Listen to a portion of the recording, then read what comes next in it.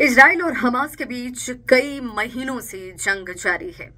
सबके मन में एक ही सवाल है कि इजराइल और हमास के बीच चल रहे इस जंग का अंत कब होगा, ये खत्म कब होगा। और इसीलिए आज ये विषय बहुत महत्वपूर्ण है कि क्या इस वक्त ये जंग जो है खत्म होने की तरफ बढ़ रही है। सभी इसका जवाब यही चाहते हैं कि जल्द से जल्द ये जंग खत्म हो जाए, क्योंकि जंग किसी भी समस्या का समाधान नहीं है और किसी भी राष्ट्र के हित में नहीं है। न तो इजराइल इस जंग से पीछे हटने को तैयार नजर आता है, ये बड़ी परेशानी, और ना ही यूक्रेन घुटने टेकने को कहीं से भी दिख रहा है। इस बीच दोनों ही पक्ष के बीच शांति को लेकर एक नई योजना, इसकी शुरुआत और यूं कह लें कि इस नई योजना को पेश किया गया है। भाई तो अमेरिकी राष्ट्रपति जो बाइडेन जो हैं उनका कहना है कि इजराइल ने हमास के समक्ष एक नई शांति योजना जो है वो पेश की है। इसके तहत इजरायली बंधकों की रिहाई और फिर गाजा के रिहायशी इलाकों के पुनर्निर्माण की इच्छा जो है इस नई योजना में रखी गई है। अब देखना होगा कि बाइडेन ने व्हाइट हाउस में जो कहा है वो क्या सचमुच होने जा रहा है।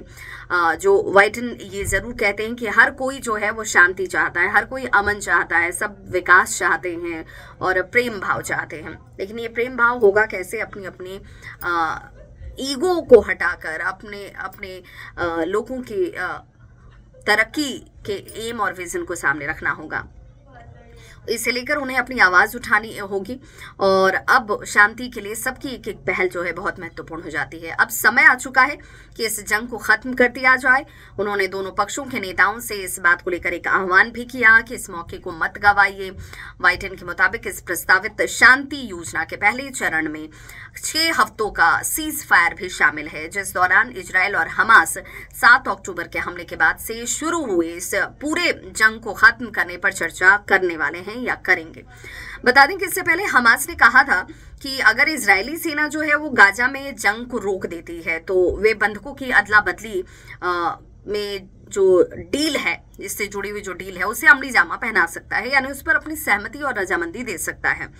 हमास ने जारी बयान में कहा था कि अगर इजराइल गाजा में लोगों के खिलाफ युद्ध और आक्रमण जो हो रहे हैं वो बंद कर देता है तो इस दिशा में एक कंप्लीट एग्रीमेंट करने को वो तैयार है।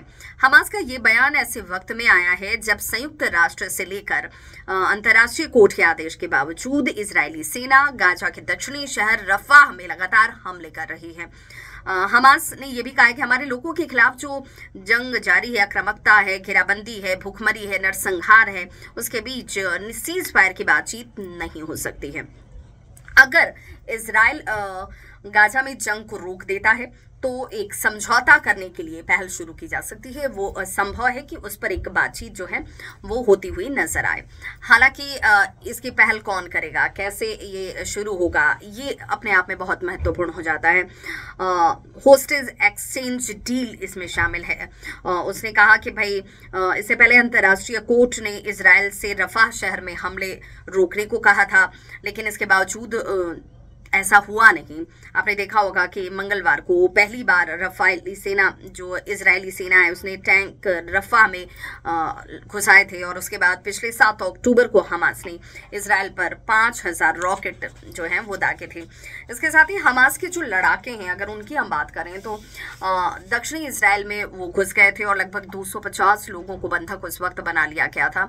हमास के इस हमले में करीब 1200 लोग मारे गए थे और उसके बाद इजराइल ने हमास के खिलाफ जंग शुरू हो गई थी।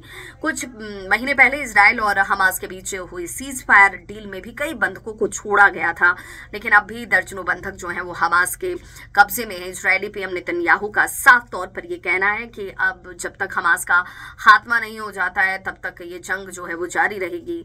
इजराइल और हमास में जारी जंग में लगभग 8 महीनों में 38,000 से ज्यादा लोगों की मौत हो चुकी है। लाखों लोग शरणार्थी की तरह जीवन जीने को विवश हैं और राहत कैंपों में गुजर बसर कर रहे हैं। हम सबकी ये कोशिश होनी चाहिए कि ये जंग खत्म हो। प्रेम और शांति और अमन चैन जिस पर भारत यकीन करता है, वही सारे राष्ट्र इस दिशा में आगे बढ़े। कैसी है ये खबर, इस पर क्या है आपकी राय? Stay connected with me and please share your views.